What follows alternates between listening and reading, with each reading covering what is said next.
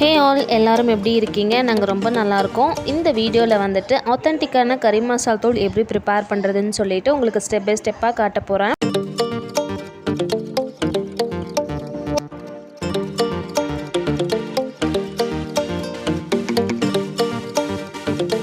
நாட்டு கொத்தமல்லி 1 kg அளவு எடுத்து வச்சுருக்கேன். என்னோட கம்ஃபர்டபுளுக்காக பாதியாக நான் ட்ரை ரோஸ்ட் பண்ணி எடுத்து வச்சுக்கிறேன்.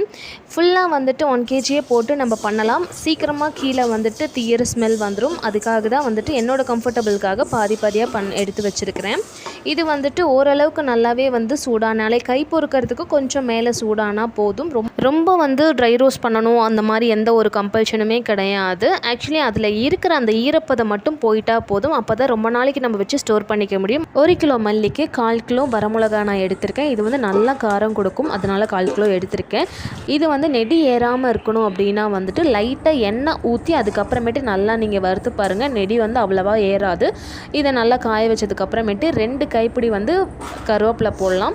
இது ஒரு நல்ல ஒரு ஃப்ளேவருக்காக நம்ம போடுறோம். கொஞ்சம் கூட தண்ணி இல்லாத மாதிரி நல்லா வந்துட்டு ரோஸ்ட் பண்ணதுக்கப்புறமேட்டு நல்லா காய வச்சு எடுத்து வச்சுக்கலாம்.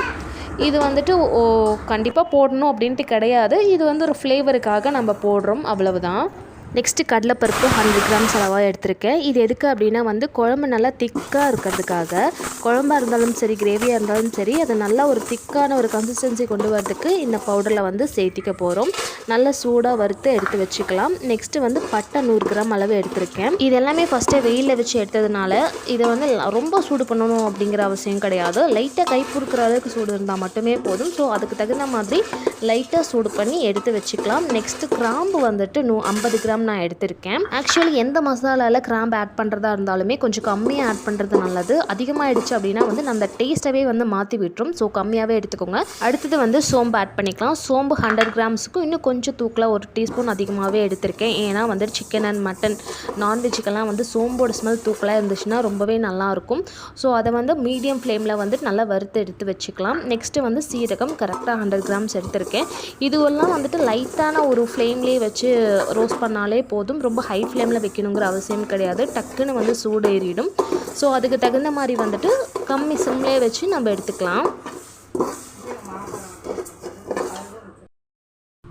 நெக்ஸ்ட்டு வந்து மிளகு 100 கிராம் எடுத்துக்கலாம். இதுவுமே அதே மாதிரியே லோ ஃப்ளேமில் வச்சு நல்லா வறுத்து எடுத்துக்கலாம்.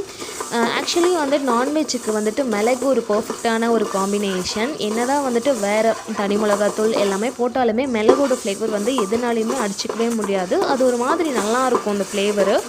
ஸோ அந்த அரோமாவே வந்துட்டு சூப்பராக இருக்கும், சாப்பிட வந்து தூண்டும். ஸோ அதுக்காக வந்து மிளகு வந்து நம்ம ஆட் பண்ணியிருக்கோம். இது வந்து ஒரு மேண்டேட்ரியான ஒரு விஷயம் மிளகுங்கிறது. ஸோ அதுக்காக நம்ம எடுத்திருக்கோம். நெக்ஸ்ட்டு வந்துட்டு ஒரு சிலர் வந்துட்டு ஏலக்காய் போடுவாங்க, ஒரு சிலர் வந்து போட மாட்டாங்க. நாங்கள் எப்பயுமே வந்துட்டு ஒரு 4-5 ஏலக்காய் வந்துட்டு ஆட் பண்ணிப்போம். ஸோ அதுக்காக அதையுமே வந்து லைட்டாக அதாவது ஃப்ளேம் வந்து ரொம்ப ஸ்லிம்மில் வச்சு நாங்கள் எடுத்திருக்கோம். நெக்ஸ்ட்டு வந்து அரிசி வந்து 1/4 கிலோ அளவு எடுத்திருக்கோம். இதுவுமே வந்துட்டு ஒரு திக்கனிங் ஏஜெண்ட் தான். ஸோ அதுக்காக வந்து அரிசியுமே வந்துட்டு நல்லா லோ ஃப்ளேமில் வச்சு நல்லா ரோஸ்ட் பண்ணி எடுத்துட்டு, இது எதுக்காக அப்படின்னா வந்துட்டு குழம்புக்கு நல்ல ஒரு திக்னஸ் கொடுக்கும். இதுக்கு முன்னாடி கடலைப்பருப்பு ஆட் பண்ணியிருப்பேன். ரெண்டுமே சேர்ந்து ஒரு நல்ல திக்னஸும் ஃப்ளேவரும் கொடுக்கும் குழம்புக்கு. ஸோ அதுக்காக தான் நம்ம இதை ஆட் பண்ணுறோம்.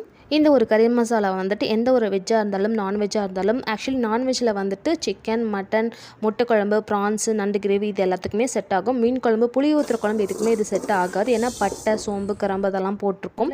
ஸோ எல்லாத்துக்குமே வந்துட்டு இது ஒரு பர்ஃபெக்டாக ஒரு மசாலாவாக இருக்க போகுது. இதை வந்து ப்ரிப்பேர் பண்ணி வச்சுக்கிட்டோம் அப்படின்னா வந்துட்டு ஒரு 2லேருந்து 3 டேபிள் ஸ்பூன் போட்டாலே வந்துட்டு உங்களுக்கு வேணுங்கிற திக்னஸ் வந்துட்டு அந்த குழம்புல கிடச்சிரும். இல்லை ஒரு வேளை இதுக்கு மேலே காரம் வேணுங்கிற பட்சத்தில் மட்டும் நம்ம தனி மிளகாத்தூள் ஆட் பண்ணிக்கிட்டாலே போதும். அதுக்கு மேலே வேறு எதுவுமே வந்து தேவைப்படாது. இதுவே போதுமான அளவுக்கு இருக்கும். ஆக்சுவலி இந்த கறி மசாலா வந்துட்டு எங்கள் அம்மா எப்படி ப்ரிப்பேர் பண்ணுவாங்களோ அதுக்கு தகுந்த மாதிரி நான் கற்றுக்கிட்டு நான் செஞ்சு உங்களுக்கு நான் வீடியோவில் அப்லோட் பண்ணியிருக்கேன். இது வந்து பொதுவாக எங்கள் வீட்டில் செய்கிற ஒரு ரெசிபி. இதே மாதிரி இந்த வீடியோ பார்க்குறவங்க இதில் ஏதாவது வந்துட்டு சேஞ்சஸ் பண்ணால் இன்னும் கொஞ்சம் மசாலா நல்லாயிருக்கும் அந்த மாதிரி உங்களுக்கே தோணும் இல்லைங்களா? அந்த மாதிரி யாராவது இருந்தீங்க அப்படின்னா வந்துட்டு தாராளமாக கமெண்ட் பண்ணுங்கள். நான் எப்படின்னு சொல்லிட்டு தெரிஞ்சுக்கிறேன்.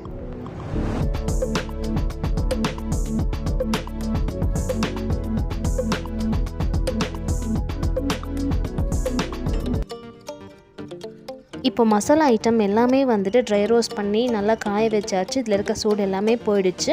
இப்போ இதை அரைச்சிட்டு வந்துட்டு எப்படி இருக்குதுன்னு சொல்லிட்டு நான் காட்டுறேன்.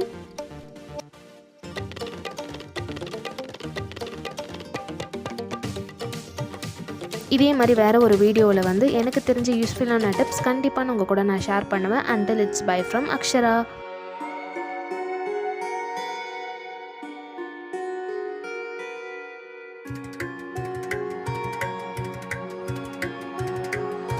And please do consider and subscribe my channel. வேறு ஒரு வீடியோவில் பார்க்கலாங்க. Bye.